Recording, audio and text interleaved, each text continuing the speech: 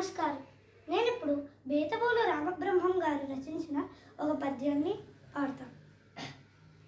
లలి మునిమాపు వేళ చెదలం తెలి మృగ్గిడబూని ముందు చుక్కల నిడి వాణి సౌరు కనగా నిలుచున్న నిషా మృగాక్షి ఔవల అరుదించుచున్న ప్రియవల్లభుగాంచిన సంభ్రమాన ముగ్గొలికెను చేతి నుండి అన నొప్పెను భూష్యపు పండు వెన్నెలల్.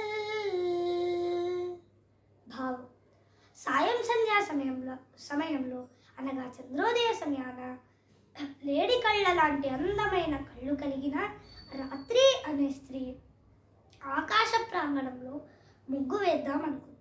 ముందు చుక్కలు పెట్టింది. అంటే ఆకాశంలో ఉన్న చుక్కలు అన్నమాట.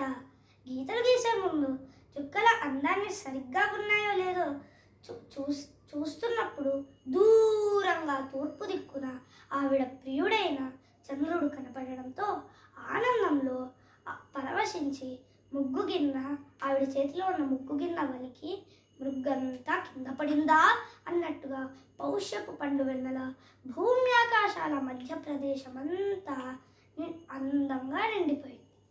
ధన్యవాదాలు.